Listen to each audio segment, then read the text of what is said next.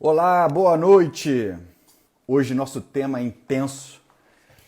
Vamos falar sobre alegria e sofrimento. Afinal, é possível ter alegria em meio de tantas aflições, tantas contrariedades, tantas angústias, não é? Vamos falar sobre isso hoje. Afinal de contas, Deus abandonou a humanidade? Onde está Deus agora? Né? Ele esqueceu da gente? Ele não é nosso pai? Ou ele não é todo poderoso? Porque nenhum pai deixa filho sofrer, não é? Ele então não me ama? Ou será que ele me ama? Ou será que ele está de férias? Então, pessoal, hoje nós vamos desembolar isso aqui um pouco, tá? É claro, esse assunto tem bastante coisa para falar. Eu fiz um recorte aqui, eu fiz um resumo, uma síntese daquilo que está no meu coração, daquilo que eu acho que eu deveria trazer para vocês. Durante a semana, perguntei assim no Stories: pessoal, o que é a perfeita alegria? Já dando uma antecipação do que a gente ia falar hoje, né?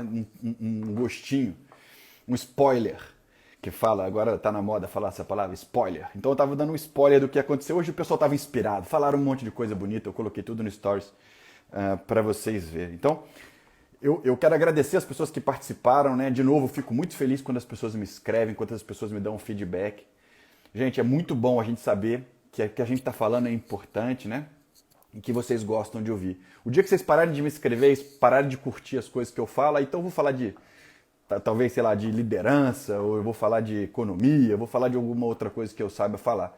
Mas eu tenho certeza que esse tema, ele é fundamental. A vida em união com Deus, como o homem pode dominar-se a si mesmo, se controlar e silenciar para ouvir o que Deus tem para dizer para ele. Então esse é o meu propósito, essa é a minha missão, por isso eu estou aqui. Como eu disse para vocês, o que eu trouxe hoje aqui é um recorte, tá?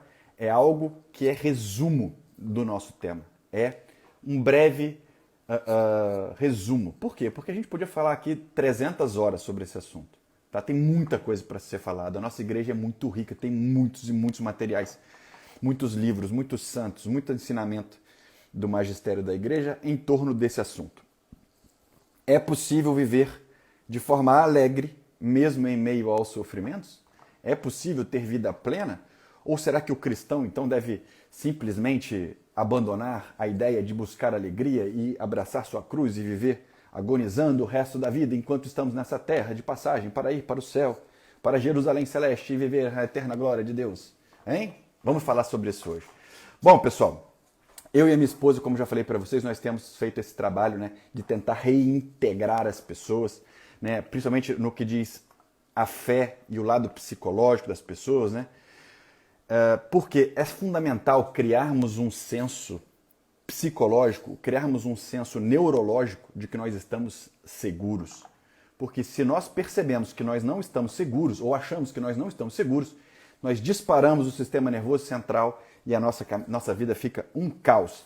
Nós começamos a ter ansiedade, começamos a ter aflição, enfim, viramos presa fácil para o inimigo. Então é sobre isso que nós vamos falar hoje, é sobre isso que eu e minha esposa a gente tem falado bastante aqui na internet. Inclusive esse é o tema fundamental da Jornada da Vida Interior, que vai começar na semana que vem. Né? Dia 5, 7 e 9, na semana que vem, segunda, quarta e sexta, nós temos a Jornada da Vida Interior, um mini curso, para você entender exatamente o que eu falo aqui com mais profundidade, com início, meio e fim. Então, se você não se inscreveu ainda, se inscreve, o link está aqui na minha bio. É gratuito essa jornada, ela não tem custo, só precisa colocar o seu melhor e-mail e confirmar o e-mail que eu vou te mandar. Tá bom? Então, como eu disse, hoje eu vejo muitas pessoas desintegradas, né? Com muita confusão interior, né? Sem paz. E um dos motivos que as pessoas não encontram a paz é justamente porque vivem em meio a dores, a sofrimentos, a contrariedades. Né? Isso deveria fazer com que elas recorressem ao coração de Deus, que elas se derramassem no coração de Deus. Muitas fazem, glória a Deus por isso. Mas eu vejo que quando as pessoas estão super angustiadas, super deprimidas, super atarefadas ou super preocupadas, elas se esgotam emocionalmente e aí elas não têm mais vontade de rezar, não veem mais prazer na oração, não veem mais prazer nas leituras, nas meditações, e acabam se afastando da Eucaristia, se afastando da igreja, se afastando do coração de Deus, tá bom? Então vamos lá, sem mais delongas, que hoje a noite é densa, é cheia de coisas para falar para vocês aqui, tá bom? E vocês vão me dizendo aí se vocês estão gostando, se não estão gostando, se querem que eu vá mais devagar, porque eu vou acelerar.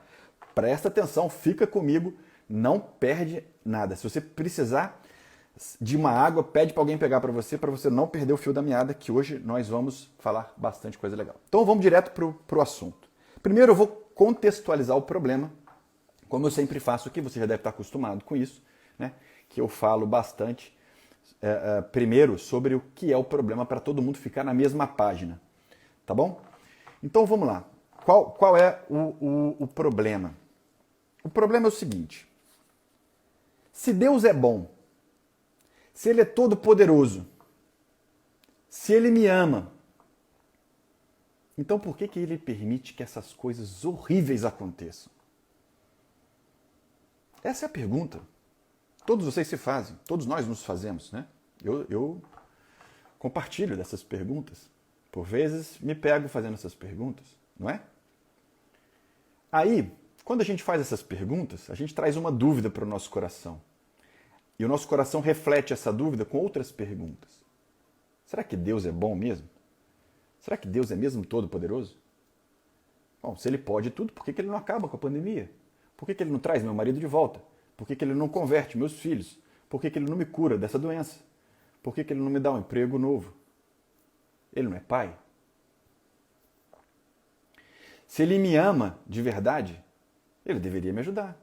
Eu acho que Ele não liga para mim. Se Ele me amasse, Ele não permitiria que essas coisas acontecessem. No fundo, começa a surgir aquela dúvida assim: será que Ele existe mesmo? Olha, a pessoa chega no ponto de questionar a própria fé. Não é assim? O que eu estou falando, para vocês reconhecem o que eu estou falando? E se você for um step adiante, se você caminhar um pouquinho com essa reflexão, você ainda pode falar assim: não, peraí, sejamos razoáveis. Deus existe. Eu é que não devo ser merecedor dessas coisas, porque afinal, eu sou pecador. O problema é comigo, eu tenho que apanhar mesmo, porque eu sou um Zé Mané, um Zé dentro d'água, né? Isso que ele está me dando é castigo, e merecido. Eu joguei pedra na cruz, agora, vocês já ouviram essa expressão? Eu devo ter jogado pedra na cruz. E aí a pessoa começa a trazer para ela um senso de valor.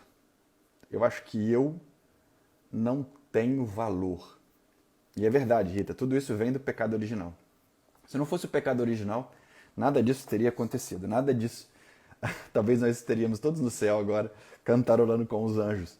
Mas o fato é que esse é uma vida futura. Nós vamos viver isso lá na frente, né?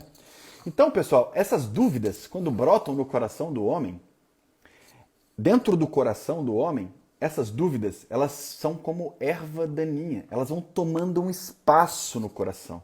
Elas vão enraizando no coração, deixando o coração duro. E onde ela vai entrando, penetrando no coração, ela vai tirando o espaço de Jesus. As dúvidas começam a tomar um espaço no coração que é espaço de Jesus.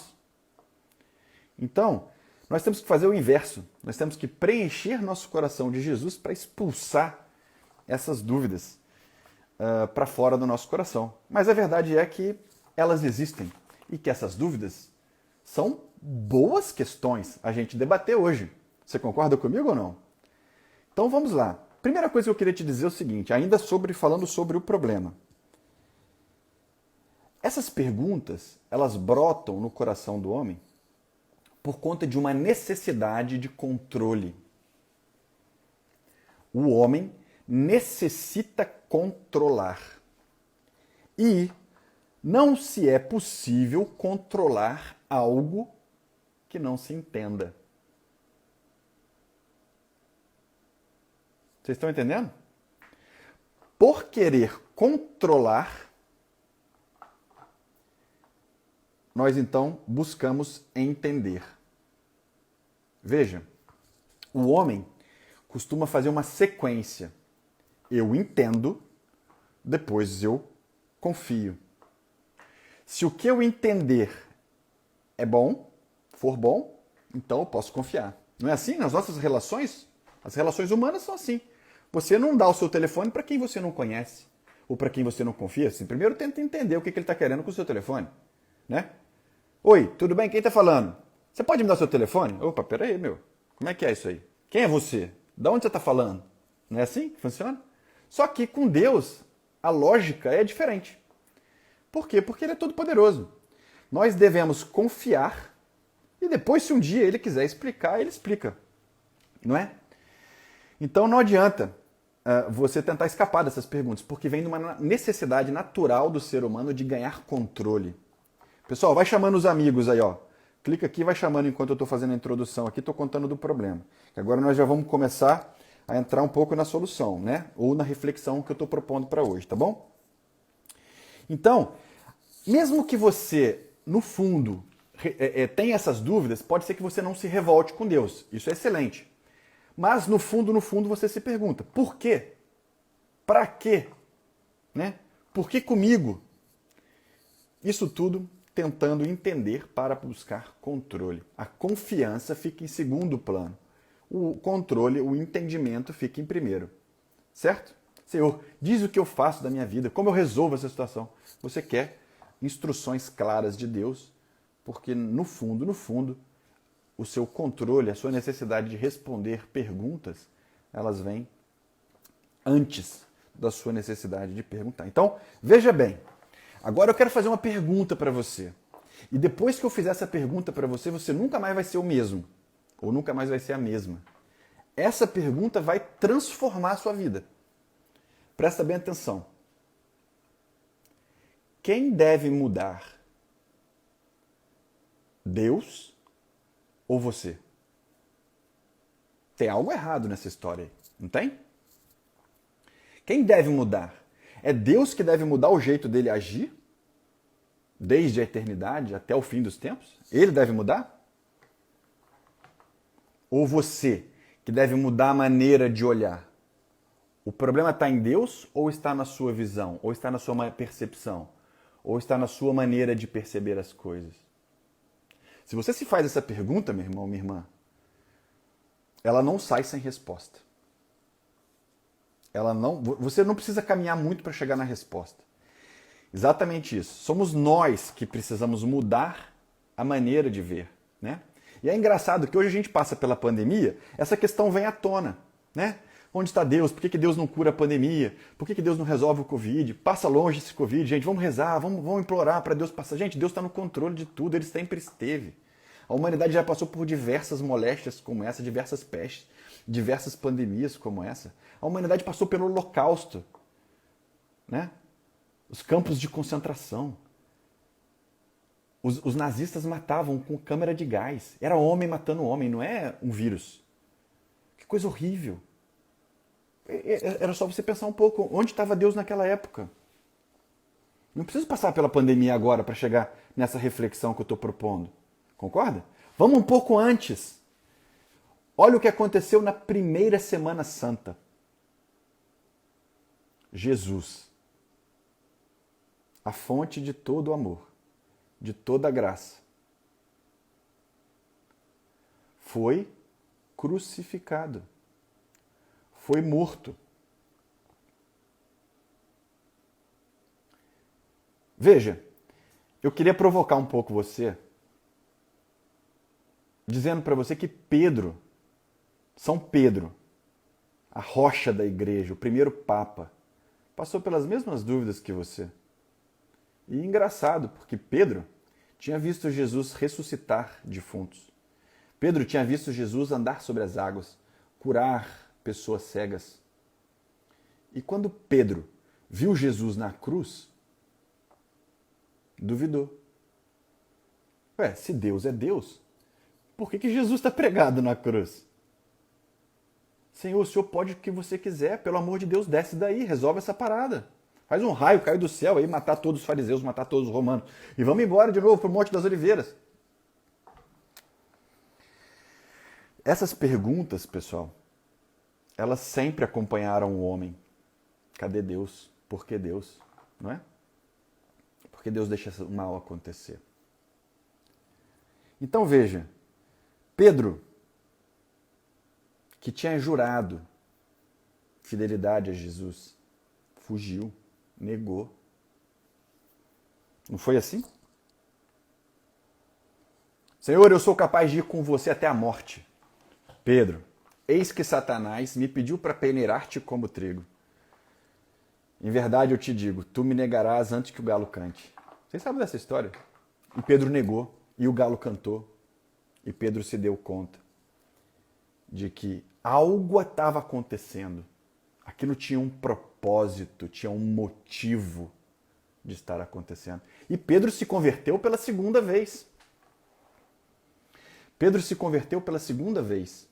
Ele passou do estágio purgativo para o estágio iluminativo nessa noite.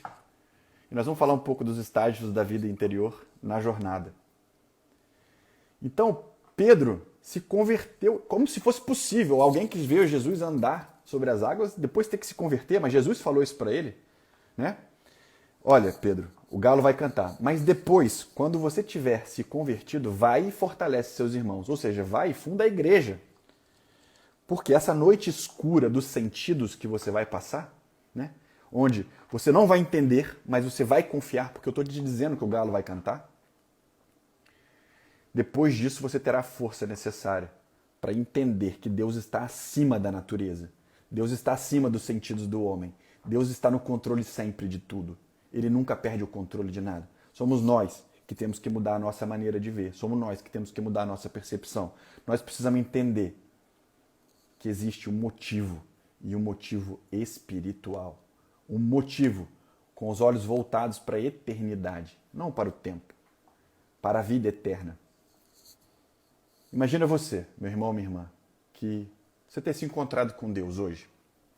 Ele apareceu para você, ou um anjo apareceu para você, você pergunta assim, Deus, por que a pandemia? Por que as pessoas estão morrendo? Deus virasse para você e falasse assim, olha, 95% das pessoas que eu levei com a pandemia, elas teriam ido para o inferno, se não fosse a pandemia. Uma história que eu estou contando para você refletir. 95% das pessoas que eu levei para os leitos de hospital, elas na última semana de vida conseguiram entregar o seu coração a mim e elas se converteram e eu salvei. Está todo mundo aqui no céu, ó, para sempre. Nenhuma dessas almas vai ser perdida. O que você ia falar para Deus? Senhor, me arruma uma outra cepa logo, então. Né? Que essa pandemia dure anos e anos e anos, porque se for para levar para o céu, tá tudo bem, porque é lá que é a nossa morada, gente. Daqui a pouco tá todo mundo lá, isso tudo vai passar. Né? Não vai ter mais Mateus, não vai ter mais Camilo, os filhos de Mateus vão ficar, mas depois vão também, vai todo mundo para o céu. Se Deus quiser, vai todo mundo para o céu. Nós temos que colaborar para isso. Né? Bom, então, da mesma maneira que Pedro ficou angustiado em ver Jesus na cruz, disparou o sistema nervoso central dele, ele chorou, a Bíblia fala que ele chorou, que ele ficou com profundo pesar pelo que ele tinha feito, porque ele deveria ter, não deveria ter abandonado Jesus, né? Não deveria ter traído Jesus. Mesmo Pedro, que depois de alguns anos foi crucificado, né? E ao ser crucificado, Pedro falou, espera um pouquinho, me crucifixa de cabeça para baixo. Eu quero morrer invertido, porque eu não sou digno de morrer na posição crucificada do meu mestre. Vira minha cruz de cabeça para baixo. Olha aí. Porque tudo depende do nível e do estágio da vida espiritual. Né? Nesse momento, Pedro não teve força para acompanhar Jesus, mas importante, Pedro não se desesperou. Pedro não perdeu a serenidade. No final das contas, ele sofreu, mas ele não perdeu a cabeça. Judas perdeu. Judas e Pedro foram traidores. Do mesmo jeito, gente. Judas entregou Jesus por moedas, Pedro negou Jesus e não acompanhou Jesus lá.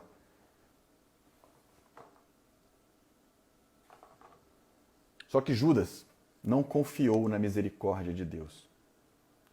Judas tirou a própria vida porque não aguentou tamanha dor que estava sentindo. Muitas pessoas querem pôr fim à dor e por muitas vezes tiram a própria vida.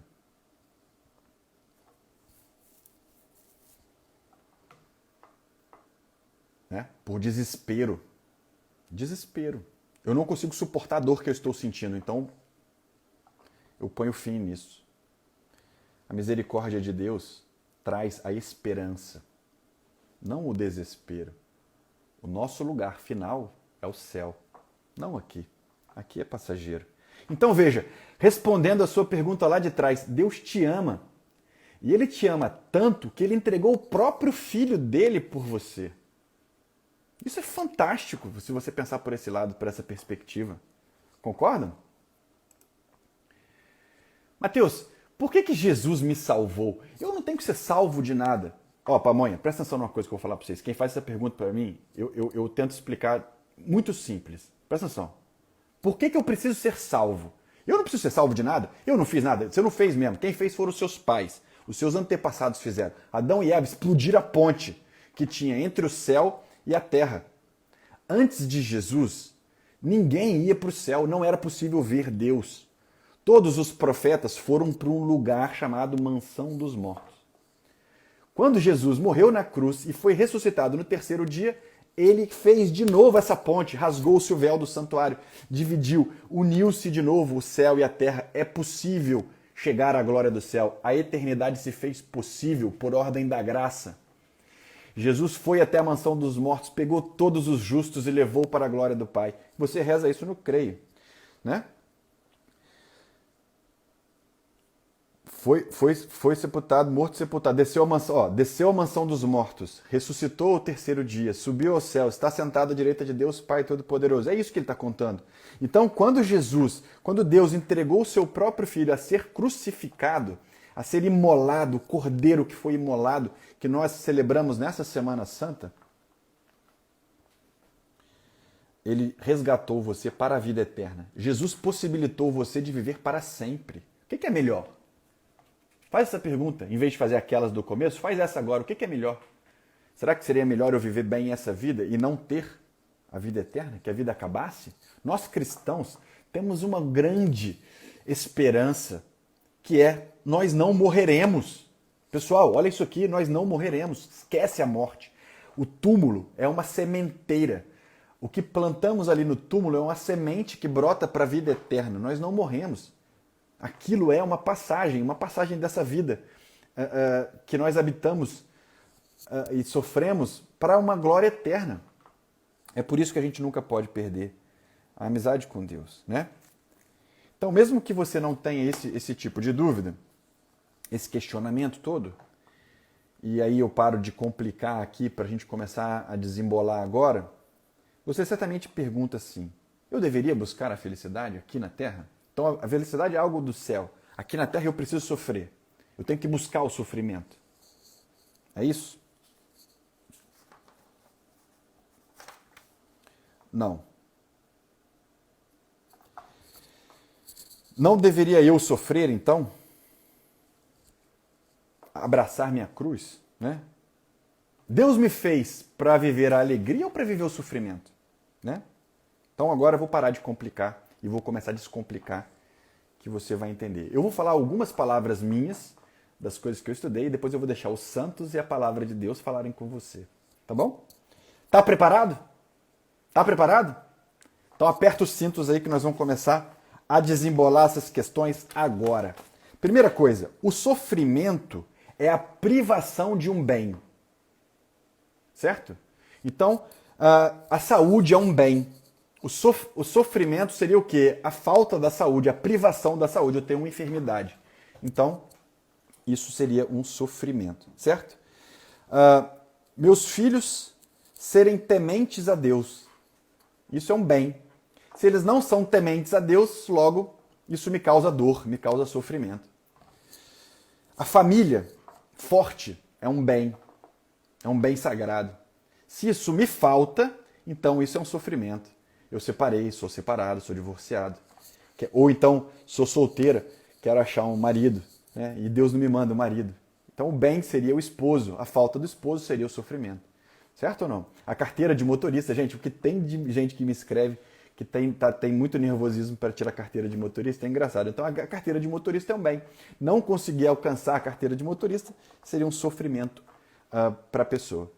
Bom, o sofrimento ele pode ser físico ou moral, ou psicológico, né? De ordem sobrenatural, vamos dizer assim. Tá? Uma dor na alma.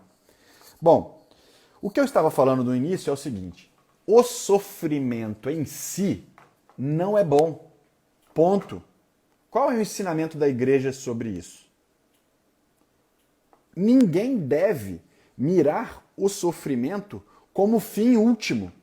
Isso não existe.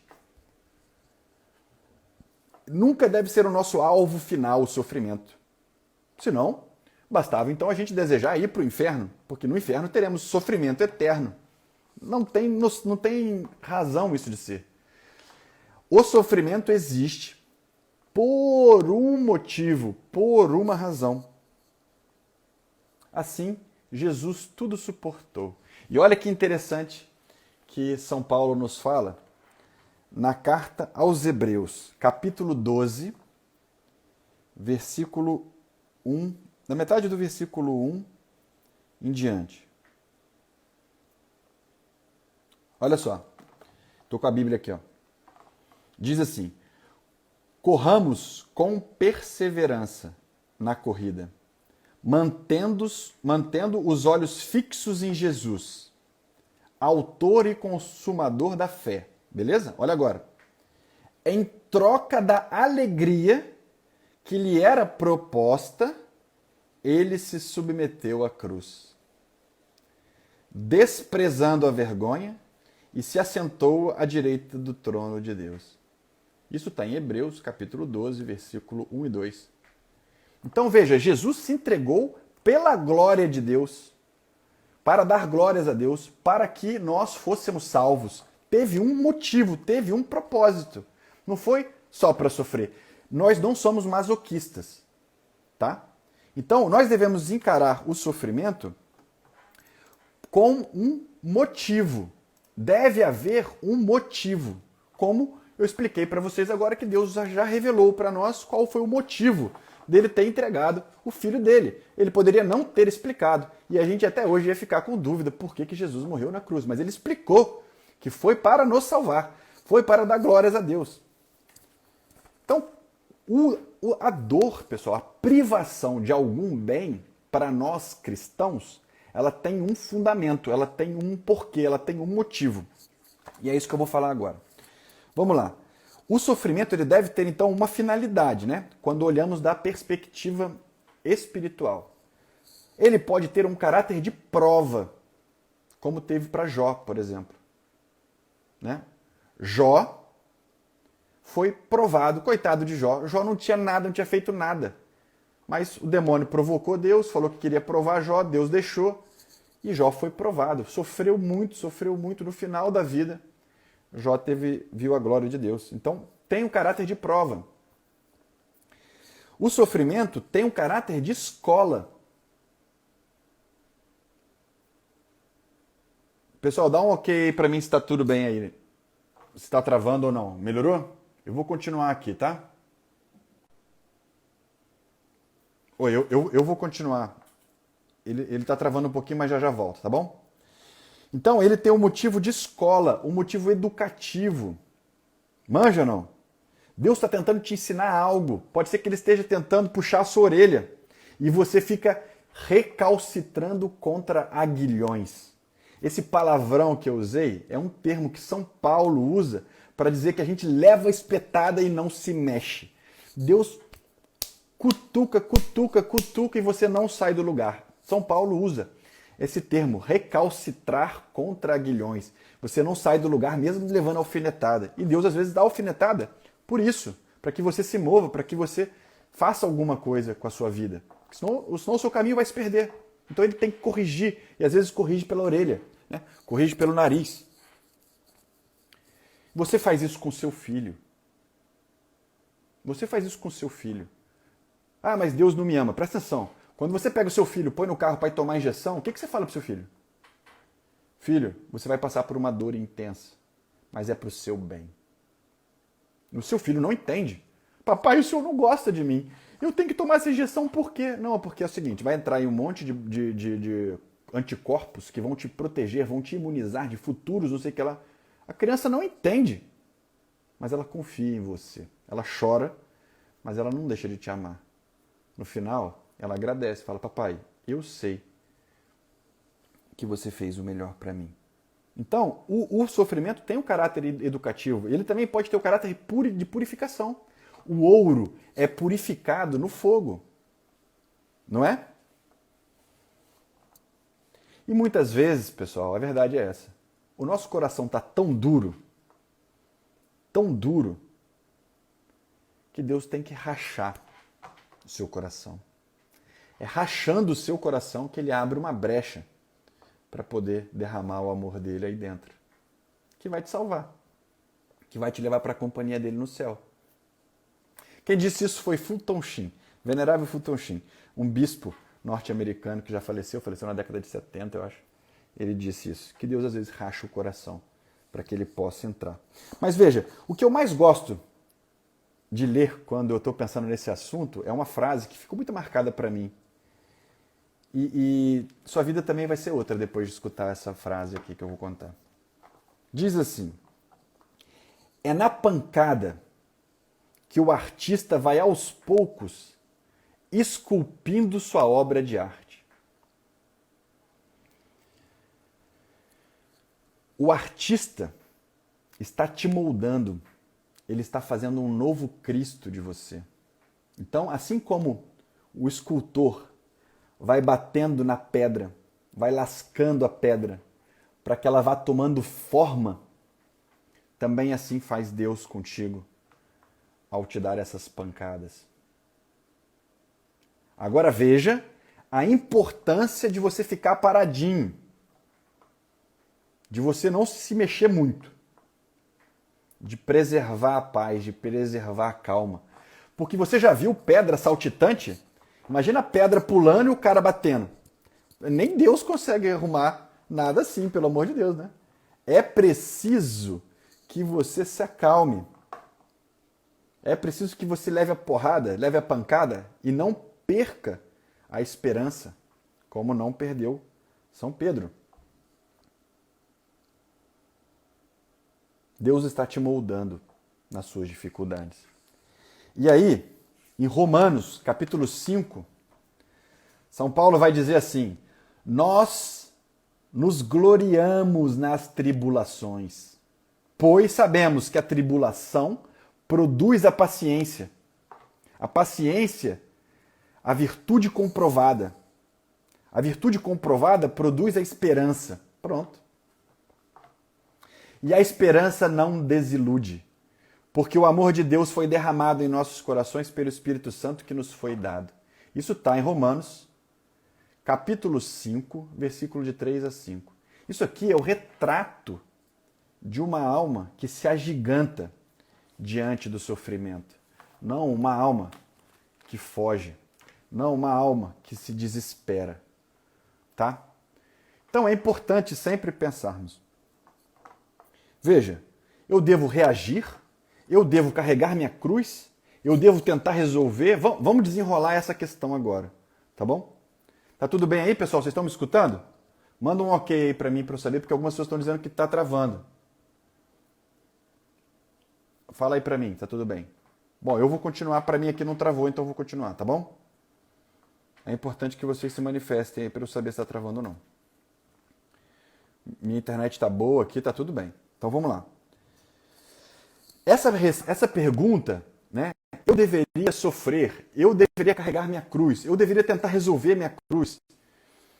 Ela deve ser respondida dependendo do estágio da caminhada espiritual que você está passando. Então toma cuidado, né? Quando você vê Usain Bolt fazer 10 segundos em 100 metros, ele fala umas coisas que você não consegue entender, porque você não é maratonista ou você não é atleta de alta velocidade. Concorda, não? Quando você pega um santo que fala isso, Santa Teresinha do Menino Jesus, vertia sangue pela boca, no leito de morte por causa da tuberculose. Senhor, graças eu te dou. Que alegria eu tenho, porque agora eu sei que em breve te verei. E cuspia sangue, né? Cheia de dor, cheia de... Isso, dependendo do estágio da caminhada que você estiver, é difícil de entender. Vou tentar explicar um pouco agora, bem resumindo. Bem resumido, na jornada a gente vai falar um pouco mais. Mas o que acontece? A nossa caminhada espiritual rumo ao céu é como se fosse uma caminhada de uma montanha, né? A gente vai passando pelas montanhas. Então tem diversos níveis, né? Diversos níveis de proficiência mesmo, diversos níveis de maturidade. E muitos santos falam sobre as 3 vias. A primeira via é o estágio purgativo, que é o quê? O cristão, no estágio purgativo, ele é totalmente decidido por Deus, tá? Não estou falando de pessoas do mundo, não. Não estou falando de pessoas seculares, não. Estou falando de católicos, cristãos fervorosos, que leem a Bíblia, que rezam o texto, que vão à igreja. Pedro, antes da crucificação de Jesus, Pedro estava no purgativo, só para vocês terem uma ideia. E tinha visto Jesus andar sobre as águas. Então vamos lá. O que é a primeira via? O estágio purgativo. Evita-se o sofrimento a todo custo.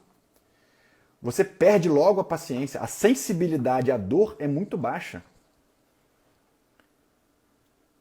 E sempre vem regurgitando essas perguntas, né?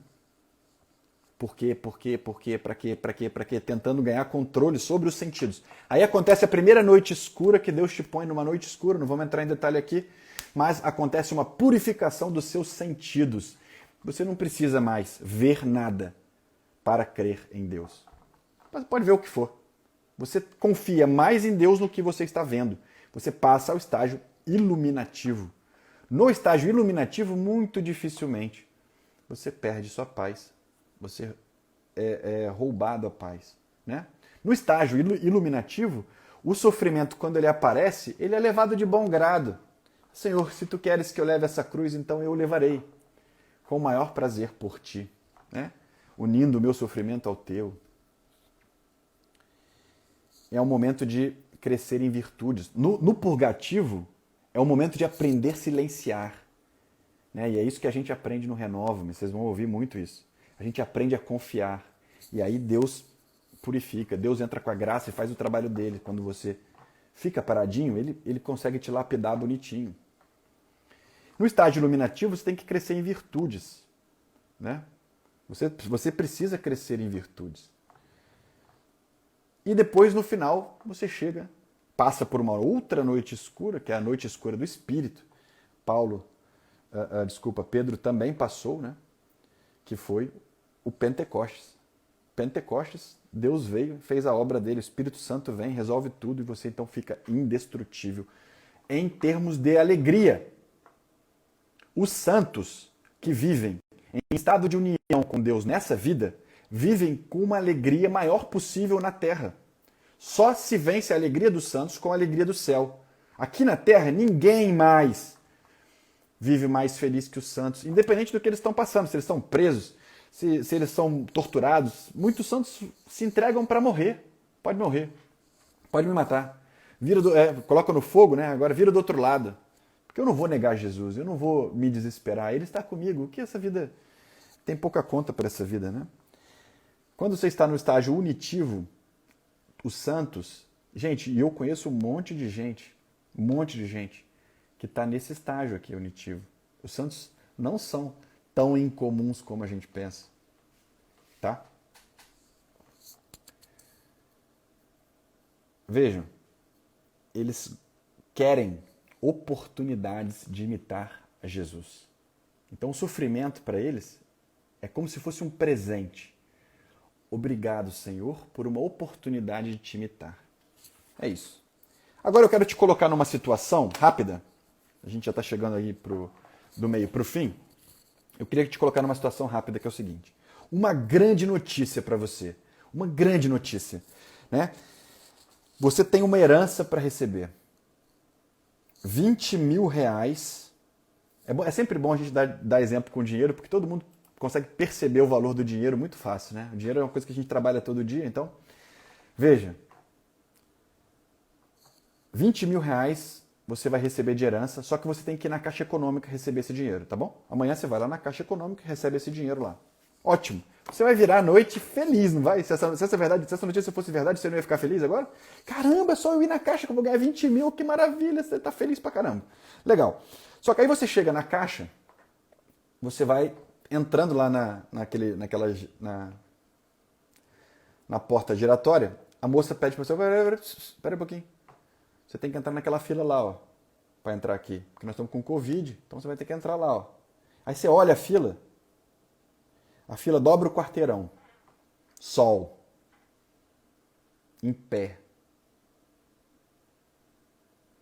Aquilo já te embrulha o estômago.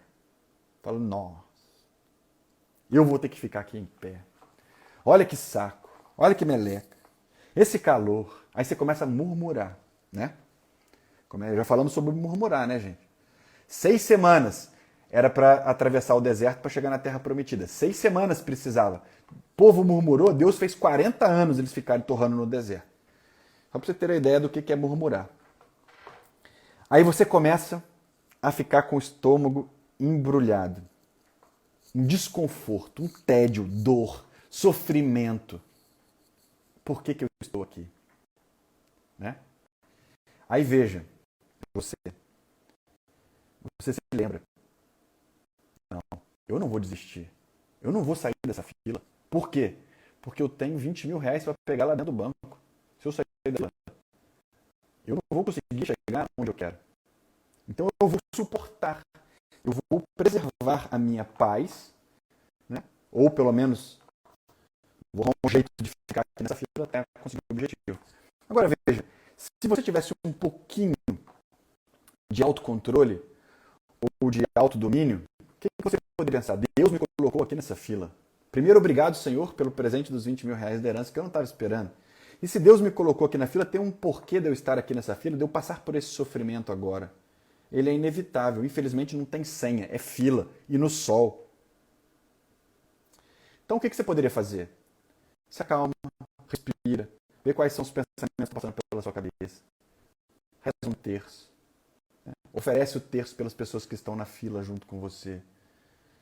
Senhor, que essa minha agonia, que esse meu sacrifício de estar aqui nessa fila te dê glórias no céu e que salve essas pessoas, que ajude que essas pessoas aqui conheçam o seu amor.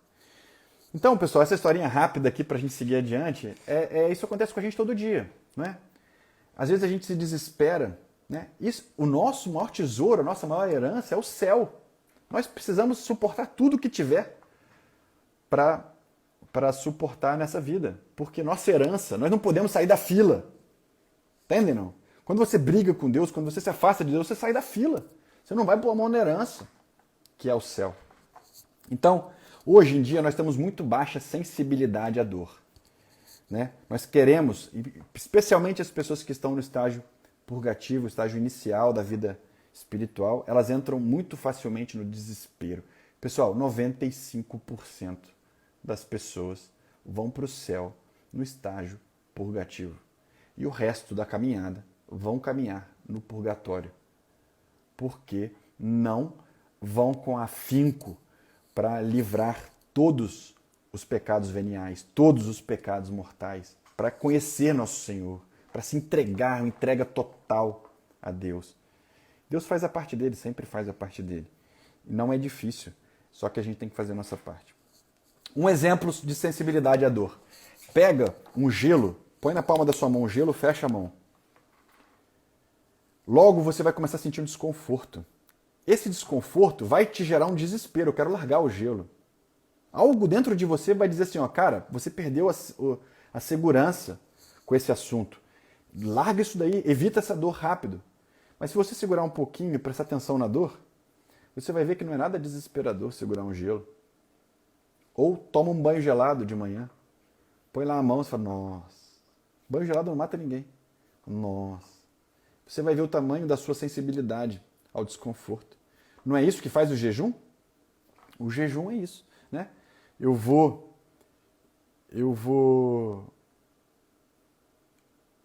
submeter a minha carne ao meu espírito. Eu vou evitar de comer. E aí, conforme as horas vão passando, você não vai comendo, vai sentindo aquela dor, aquele desconforto, né? Meio zonzo. Nossa senhora, eu preciso comer alguma coisa. Não, peraí, eu estou jejuando. E aí você vai fortalecendo, meu irmão, a sua sensibilidade à dor, né? Mas, de novo, nós temos sempre que rezar como Jesus rezou no Monte das Oliveiras. Senhor, se for possível, passa de mim esse cálice. mas não seja feita a minha, e sim a sua vontade. Nós temos que carregar a cruz. É a peleja de carregar a cruz para resolver os problemas. Né? E se Deus não quiser resolver os problemas, se conforme aos problemas e dê glórias a Deus, como Jesus fez aqui. Se possível, passa de mim esse cálice, mas não seja feita a minha, sim a sua vontade. Não faz o menor sentido, pessoal, você quebrar a perna, ter fratura exposta e falar assim, eu não vou engessar minha perna, porque então eu quero sofrer. Peraí, pô, Deus te deu uma razão. Né? Os sofrimentos que são impostos por Ele, que são imutáveis, né? A minha família mudou-se, foi lá para a Europa, eu não posso ir. Pô, isso é um sofrimento que você não consegue mudar por hora. Você vai ter que viver com isso aí. Né?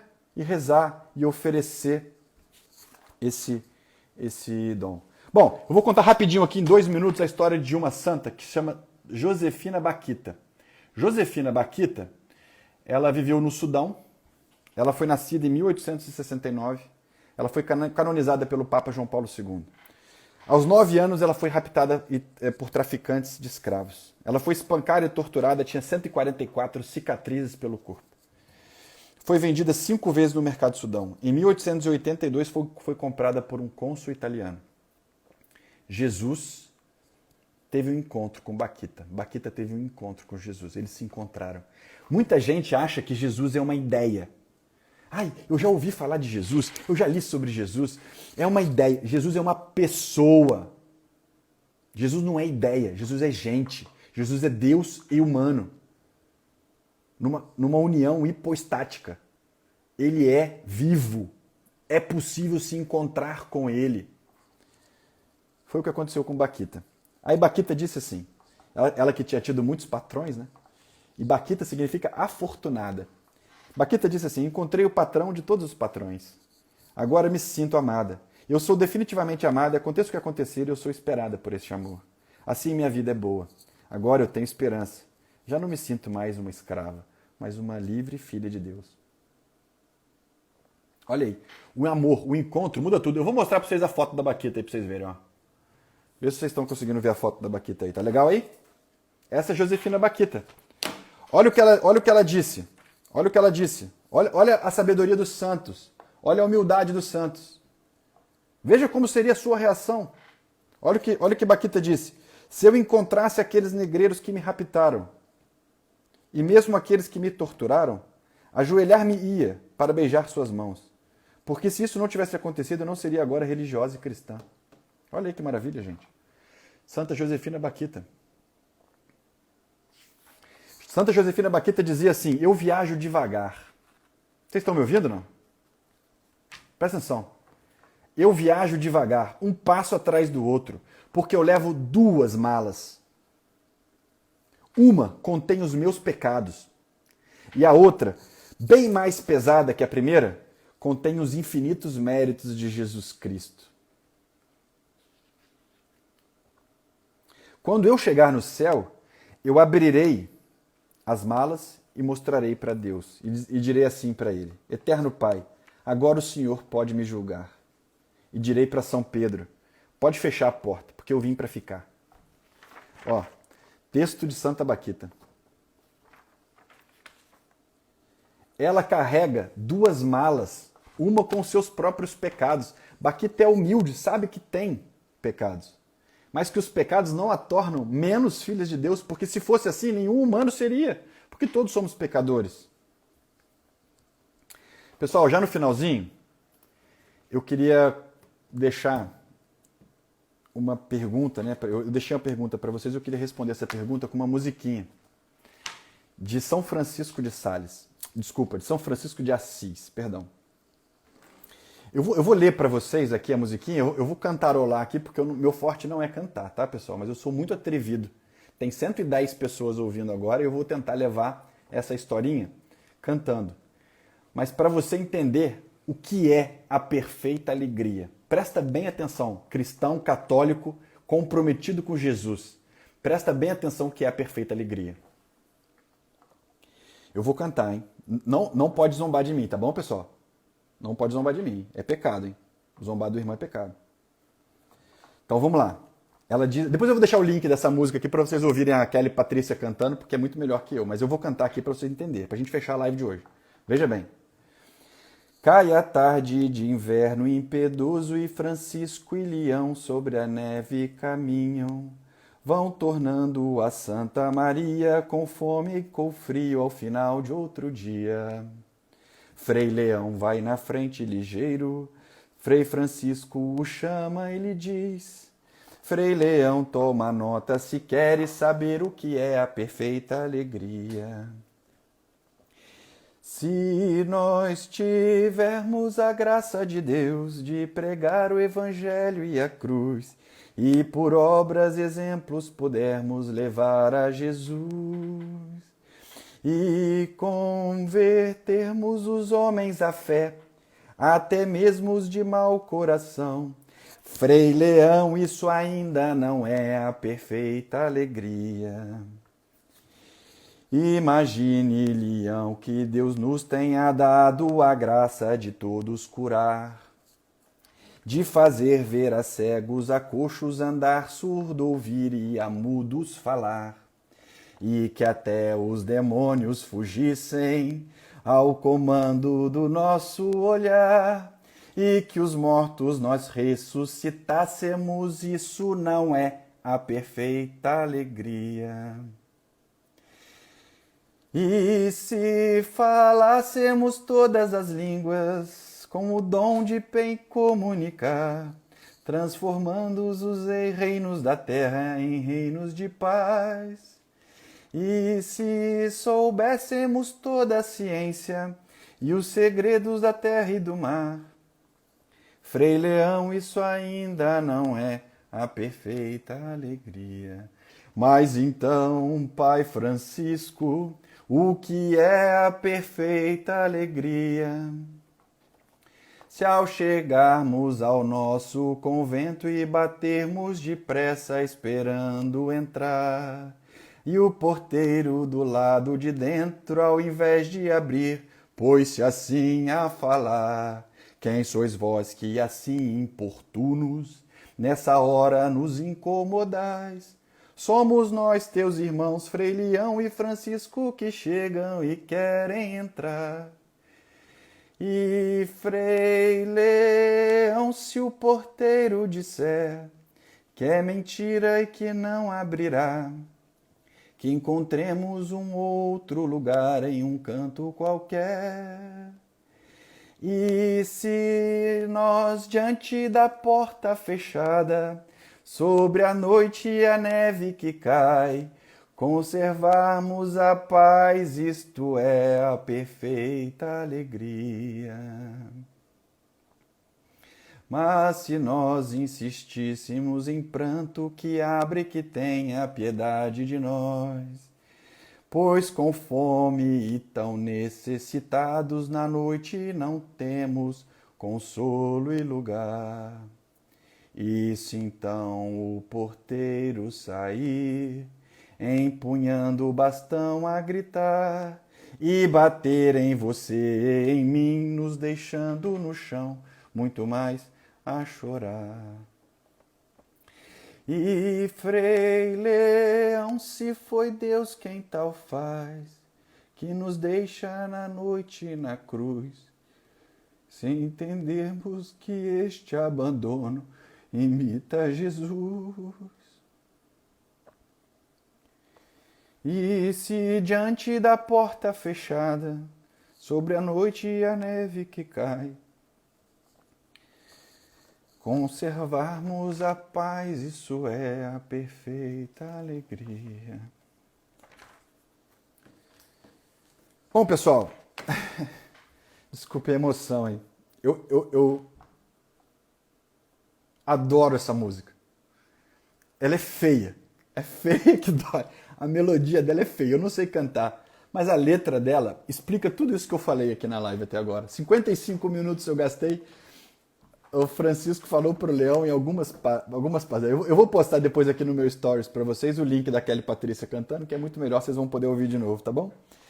Conclusão: quando o sofrimento bater a sua porta, una a sua dor, a dor e o sacrifício que Jesus fez na cruz pela humanidade. Em vez de ficar questionando, em vez de afastar Deus da sua vida, una. Vá ao contrário do que o demônio quer. O demônio quer te separar, você tem que se unir. Se toda vez que você sofrer, você se imaginar beijando o pé de Jesus na cruz, o demônio vai parar de te encher o saco. Porque ele vai falar assim, nossa, não adianta. Quanto mais problema esse cara tem, mais ele beija o pé de Jesus na cruz, mais ele une o sacrifício dele na cruz. Então, o demônio vai parar de te importunar também com as moléstias e tentações que o demônio sempre faz. O que é a perfeita alegria? São Francisco disse, a perfeita alegria é a comunhão com Jesus. Vem, brota do amor perfeito que os santos têm em união total, entrega total. Vem da perfeita harmonia e a união com o nosso Senhor. Vem da conformidade nossa com a vontade de Deus.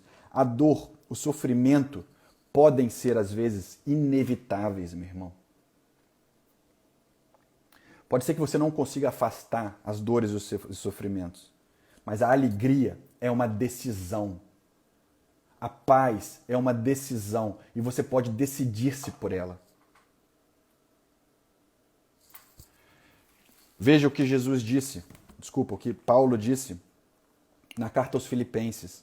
Fiquem alegres, fiquem sempre alegres no Senhor. Repito, fiquem alegres, que a bondade de vocês seja notada por todos. O Senhor está próximo.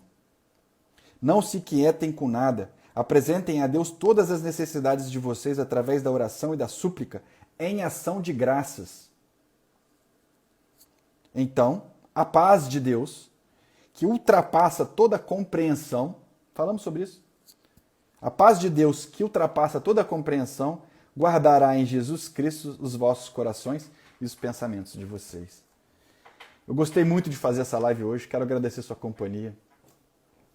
Quero encerrar com uma oração, porque nós não rezamos no início, vou deixar para rezar aqui no final agora com você.